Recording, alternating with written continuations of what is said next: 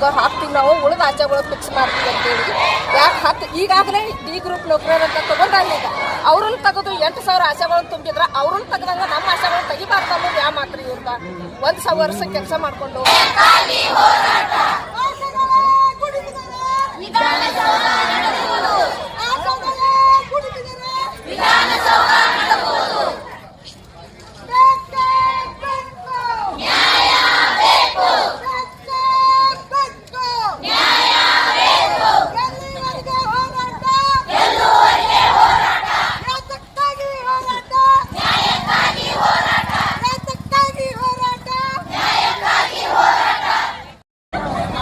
Sir, ಈಗಾಗಲೇ ನಾವು ರಾಜ್ಯಾದ್ಯಂತ ವರ್ಷ ನಾವು ಪ್ರತಿಭಟನೆ ಮಾಡ್ತಾ ಇದ್ದೀವಿ. ತಾಲೂಕಾ ವೈಸ್ ಮತ್ತು ಜಿಲ್ಲಾ ವೈಸ್ ಪ್ರತಿಭಟನೆ ಮಾಡ್ತಾ ಇದ್ದೀವಿ.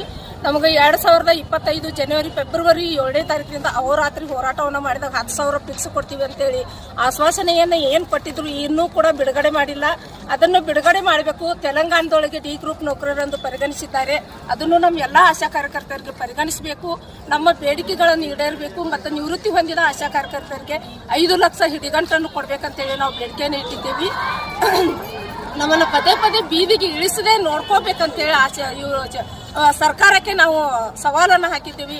ಈಗ ನಮ್ಮ ಬೇಡಿಕೆಯನ್ನು ಈಡೇರಲಿಲ್ಲ ಅಂದ್ರೆ ಮುಂದಿನ ದಿನದೊಳಗೆ ಯಾವ ರೀತಿ ಹೋರಾಟ ಮಾಡ್ತೀವಿ ಅಂತ ಸರ್ಕಾರಕ್ಕೂ ವಹಿಸಿಕೊಳ್ಳದಂತೆ ನಾವು ಹೋರಾಟ ಮಾಡ್ತಾ ಇದ್ದೀವಿ ಸರ್. ಬಟ್ ಜಿಲ್ಲೆಯ ಅಧ್ಯಕ್ಷರಾಗಿ ಮಾತಾಡ್ತಾ ಇದ್ದೀವಿ.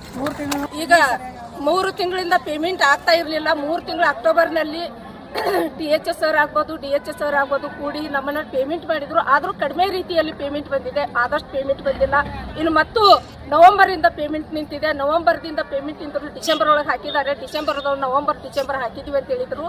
ಆದರೆ ನವೆಂಬರ್ ಪೇಮೆಂಟು ಡಿಸೆಂಬರ್ ಪೇಮೆಂಟು ಅಜಗಜಾಂತರ ವ್ಯತ್ಯಾಸವಿದೆ.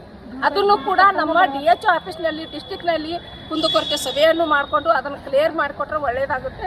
ಅದು ಯಾಕೆ ಮಾಡಿದ್ರು ಅನ್ನೋದನ್ನು ನಾವು ಡಿಸ್ಟಿಕ್ ಮಂತ್ರಿಯವ್ರನ್ನ ಕೇಳಕ್ಕೆ ನಾವು ಅರ್ಹರದೀವಿ. ನಾವು ಮುಂದಿನ ದಿನದೊಳಗೆ ಮುಂದಿನ ವಾರ ನಮ್ಮನ್ನ ಏನು ನಾವು ಹೋರಾಟ ಬೇಡಿಕೆಯನ್ನು ಈಡೇರಿಸ್ತೀವಿ ಅಂತ ಹೇಳಿ ಮಾತುಕತೆಗೆ ಕರೆದಿದ್ದಾರೆ. ಆ ಮಾತುಕತೆಯಲ್ಲಿ ಏನು ನಿರ್ಣಯ ಆಗುತ್ತೆ ಆ ನಿರ್ಣಯವನ್ನು ತಿಳ್ಕೊಂಡು ನಾವು ಯೂನಿಯನ್ ವತಿಯಿಂದ ಮುಂದಿನ ದಿನದೊಳಗೆ ಯಾವ ರೀತಿ ಹೋರಾಟ ಮಾಡಬೇಕು, ನಮ್ಮ ಬೇಡಿಕೆ ಈಡೇರಿತು ಅಂದ್ರೆ ವಿಜಯೋತ್ಸವವನ್ನು ಮಾಡ್ತೀವಿ. ಈಡೇರಲಿಲ್ಲ ಅಂದ್ರೆ ನಾವು ಅಹೋರಾತ್ರಿ ಹೋರಾಟ ಮಾಡ್ತೀವಿ. ಎಂತ ತರ ಮಾಡ್ತೀವಿ ಅನ್ನೋದು ಊಹಿಸಿಕೊಳ್ಳಲಾಗದಂತ ಹೋರಾಟವನ್ನ ಮಾಡಕ ಇಷ್ಟಪಡ್ತಾರೆ. ಸ್ವಸ್ಥ ಪ್ರಜಾಪ್ರಭುತ್ವಕ್ಕಾಗಿ ನಮ್ಮ ಧ್ವನಿ.